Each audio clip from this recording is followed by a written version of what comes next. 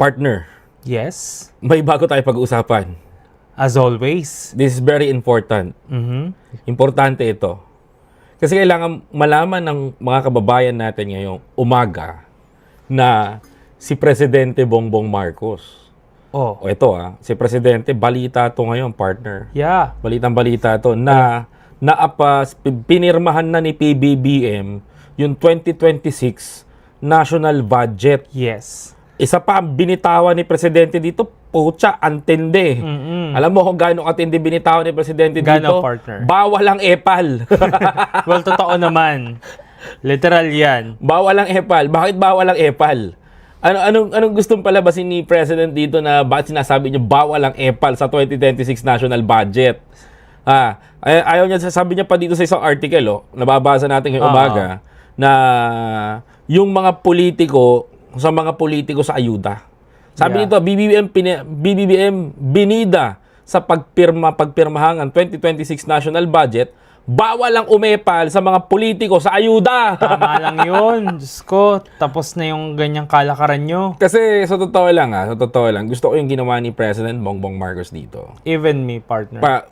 Ginawa niya na tama yung dapat gawin. Yung allocations, yung kung sinigurado niya may mapupuntahan talaga yung pondo. Correct. Kasi importanteng malaman ng taong bayan kung saan napupunta ang pondo at pera ng taong bayan. Exactly. Kasi pag hindi nalaman ng mga kababayan natin na nanonood ngayon kung saan napupunta ang pera ng taong bayan, anak ka ng teteng. Sasamantalahin na naman nila yan. Mauulit na naman yung mga nakaraang saldi ko? pagkakamali, di ba? Saldi ko. Pero basahin ko na itong article na to. Sige nga, partner. Sabi dito, hindi na makaporma ang mga epal na politiko sa pamamahagi ng ayudas ng gobyerno. Bay, dapat lang. Sabi pa dito, partner, ito pa, sinabi ni Pangulong Ferdinand Bongbong Marcos Jr., mahigpit na ipatutupad ang probisyon sa 2026 General Appropriation Act na nagbabawal sa mga politiko na makialam sa distribusyon ng tulong pinansyal at ibang uri ng ayuda ng gobyerno. Dapat lang, partner. Napakasarap pakinggan. Di ba? Matatapos na ang kahibangan. Di ba? Alam mo, better yun. Better talaga na, better talaga, partner, na tatapusin yung mga ganitong eksena. Totoo. Kasi, ito yung utang na loob system. Totoo yun, partner. Partner, umaga, good news ka agad na ipapakita natin. Ang saya. Alam mo kung bakit? Ito kung papansinin mo, partner, di ba? Ito, ang ganda nito. Bawal na umepal ang mga epal. Bawal pa umepal ang mga epal. Yung pinaka-epal, bawal di umepal. Bawal na rin umepal. Di ba? I'm not saying the president yung pinaka-epal, No. Yung pinaka-epal, ito yung si congressman, si tong governor, Tong mayor. Tong mayor, itong si kupitan, si tangawad. Ay, hindi na makakano to. Wala na. Hindi na makakaporma to. Kasi sa pagbibigay ng ayuda, hindi na sila pwede umepal. Hindi na sila pwede mangialam. Kasi lagi sinasabi, salamat mayor, salamat governor, Diba? salamat congressman. 'Di ba? Kahit pera ng taong bayan. Totoo. 'Di ba? Imagine pera ng taong bayan, partner. Pilit nila na kinakamkam na inaangkin na, oy, may utang na loob ka sa akin para next election iboboto mo Pilit ko. nila pinamumukha sa taong bayan na sa kanila nagmula kahit hindi naman, di ba? Correct. Alam mo, maraming matutuwang mga viewers natin ngayon na nanonood ngayong umaga because, partner, mas malalaman nila to na pag may umepal na politiko, matik. Diba? Lagot. May kalalagyan. Diba? May kalalagyan yan. Partner, isa pa. Sa national budget na pinirmahan ni Presidente, I think it's almost 96 billion pesos. Ang binito niya. Yeah. Ang binito niya. Ang laki niyan. Totoo. Saan program na budget, yes. Hindi na makakaulit si Martin. Joke lang. Umaasa pa ba siya? Hindi na makakaulit si Martin yan. Wala nang saldi ko. Kasi Boji D. Tsaka si budget appropriation, yung si congresswoman na babae. Sabi pa dito, partner, sa article na to, madagdag lang natin, partner ha. Sabi pa dito, babasahin ko. Sabi dito, ito maliwanag ha, sinabi ni Presidente to. Haharangin aniya ng sino mang politiko na gustong umepal sa programang pangmahihirap alinsunod sa napagkaloob ng GAA. upang masiguro ang tulong ng gobyerno ay makakarating sa dapat na pagbibigyan at maiwasan ang favoritism.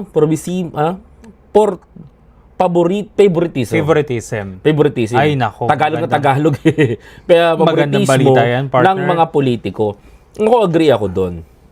Kasi ang laging sinisigaw ng taong bayan ganito eh. Kasi lahat 'to nagfi-feedback eh.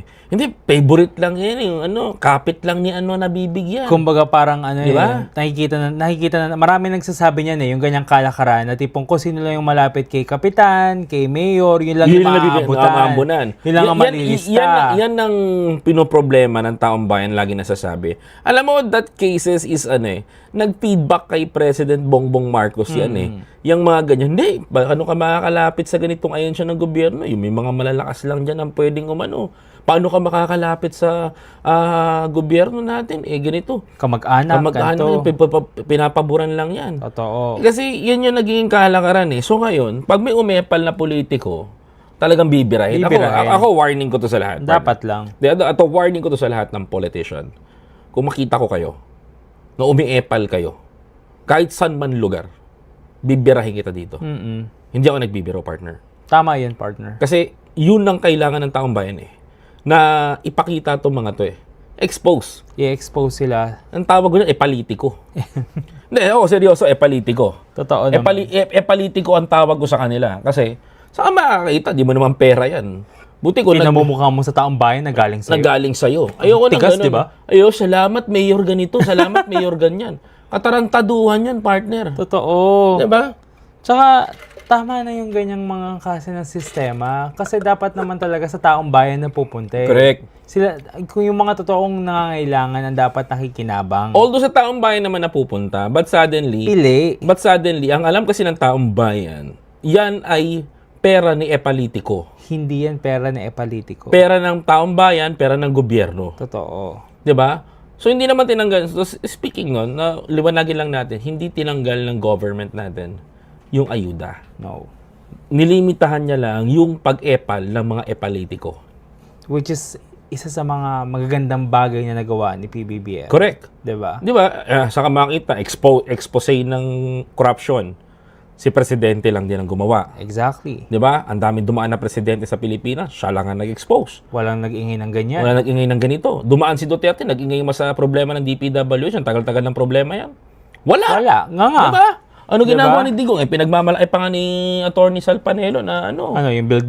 No, hindi lang yung bill. Tinatanggal daw ni Duterte yung mga corrupt na politiko. Parang wala naman akong narinig na tumunog na pangalan ng korap nung panahon niya. Walang kinasuhan si Belica. diba? Indirect. Direct ang Kasi usapan. ngayon, build, bulsa. Kaloka. Yung pala ibig sabihin nun. Kailangan wala nalaman yan. Bulsa. Diba? Sabi pa dito, partner, ulitin na natin. Politician must shall word from the distribution of any financial aid. We will shall ensure that the support reaches the benefits without protege. Sa wika ni Pangulong Bongbong O, Marcos. diba? Mga kababayan. Mas diniinan niya pa ngayon. Na Alam mo gusto ko 'yon. Kasi nakita ko yung sinceridad ni PBBM dito eh. Gusto ko yung ginagawa niya ganito. Ayoko yung sasabihin nila na weak leader si PBBM. No? In this case, is this the weak leader? Never ko rin naman nakita si PBBM na weak leader, partner. 'Di ba? Nasasabihan mo ba na mahinang leader itong si Pangulong Marcos ngayon? Kung si Pangulong Marcos mismo, partner ang siyang Pumuputol ng sungay. Sungay. 'Di ba? Diba? Tinataga yung yung mga dapat tagain. Wala Diba? siyang pakialam kasi ng kadugo kita Oo, or wala not. akong pakialam. Ay, pinsan pa kita. Kung Oo. magnanakaw ka, umanda ka sa akin, di ka uubra. Diba? Yun ang gusto ko sa kanya. Sabi pa dito ng Pangulo, partner, para malaman ng ng mga kababayan natin na nanonood ngayon. Kasabay nito, tiniyak ni Pangulong Ferdinand Bongbong Marcos na ipapatupad ang programa ng gobyerno na naaayon sa batas, panuntunan at regulasyon. Sinabi ng Pangulo na dumanas ng mga pagsubok ang kanyang administrasyon, which is true. Totoo naman. nitong 2025 tulad na lamang ng hamon ng climate change. Yes. That's very important. Climate change. Alam mo kung bakit? Kailangan natin, yung bansa natin nagbabago ng klima. Summer, umuulan, may bagyo, which is dapat mainit. Nagbago ang klima ng bansa natin. I agree. Because of the global climate change. Climate change. Hindi naman natin maiwasan kasi nature yan eh. Pero we can prevent. Kailangan lang natin makasabay. Ang masakit lang din talaga doon, partner, kaya naman sanang i-prevent kung wala lang nangungurakot sa pondo ng bayan. Hindi, liban doon, Diba? liban doon, kailangan din kasi natin i-advance yung mga gamit natin. Totoo. Hindi natin ma-prevent yung possible na mangyari. Which is tama si President Bongbong Marcos doon. Itong climate change na to, sabayan ni President Bongbong Marcos ng digital infrastructure niya. Oo. Para mabago natin ang sistema. Mababago. Eto pa, sabi pa ni Pangulo, lindol, kawalang kasiguraduhan sa ekonomiya at talamak na katiwalian sa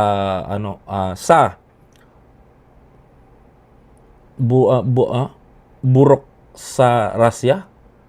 Seryoso ba? Burokrasya? Burokrasya o demokrasya? Burokrasya. Burokrasya. Burokrasya nakalagay dito eh. Burokrasya. Ang lalim ng Tagalog ng Lalim, presidente. hindi ko ba kaya nagulat ako, burokrasya? Ano yun? Sabi pa dito ni President, partner, masakit aniya ang mga pagsubok na ito na nagsilbing daan upang matupad ng mga tunay na pagbabago sa pagpasok ng 2026. Bagamat mahirap ay gagawin ng gobyerno upang maibalik ang tiwala at mapalakas ang panuntunan at maibigay ang tapat na epektibong serbisyo ng mga Pilipino. Yun, sarap. Which is the president na gustong mangyari ni President Bongbong Marcos. Alam mo, bitin ako. Bitin ako sa term Bakit, niya. partner? Bitin ako sa term niya. To be honest, nabibitin ako sa term niya. Kasi gusto ko pa siya mag-extend. Kaso nga lang, kalaban natin Constitution. Yeah. The Constitution said, 6 years ka lang maupang presidente. Yung 3 years ni President Bongbong Marcos, I'm not saying that na worth it. Yung 3 years ni President is na 2022, 2023, 24, 25, 22, bitin. Bakit ko nasabing bitin, partner? Kasi nakita natin, naramdaman natin yung Trabaho ni working President. niya, no? Tinrabaho niya ng tinrabaho. Oo. Kaso, iba ang lumamon ng lumamon. Totoo. Expectation kasi ni Presidente, ang lalamon, Pilipino. Trabaho, mag-angat ng trabaho, Pilipino magkakaroon. Pero, sa pagtatrabaho ni President kasi, hindi inisip nung mga kurakot, yung mga maihirap nating kababayan. Habang si President Bongbong Marcos, iniisip niya yung Kapakanan ng taong bayan. Totoo yun. Kasi the most important kasi if you are President of the Republic of the Philippines, kumbaga, sabi nga ni President sa kanyang inauguration, your dreams is mine. Totoo.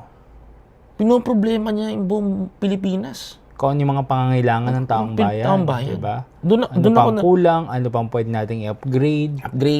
Ano yung mga maihaambag mo, which diba? Is, meron kang ang nangyari kasi, ang inisip ng mga nakapaligid sa kanyang mga kurakot, ano ba ang pwede naming maibulsa? Ano ba ang pwede naming makuha? Diba? Ano ba ang pwede naming pakinabangan? Ibig sa dapat na ang taong bayan ang nakikinabang. Alam mo, sa totoo lang, nalungkot ako simula itong 3 years, nang hinayang ako sa 3 years na tumakbo. Kasi kaya naman pala natin nabuwagin yung corruption. No? Kaya naman natin tapusin yung corruption. But the problem is, late natin nakita. Maganda tong administration ni PBBM. I agree. Pero meron akong hinahanap pa sa kanyang last 2 years niya ngayon. 2 years, diba? Tama na lang? Oo. Last 2 years niya. May hinahanap pa ako sa kanyang mainit na eksena. At abangan ko to.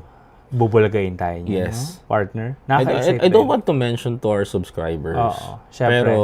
Pero syempre, ang akin lang, partner, abangan natin Totoo. yung susunod na kabanata.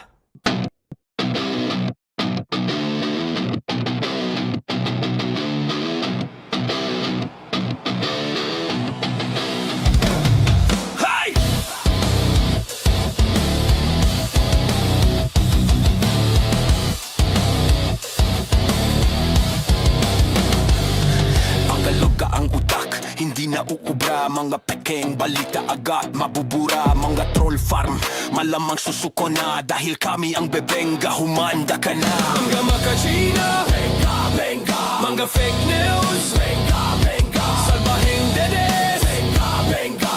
Halik sa Walang kawala ang may sala. Pegador, wala kang kawala. Benga, bengador, kayo ay maganda. Benga, bengador, galit sa masama. Benga, bengador, ang sa inyo bebe.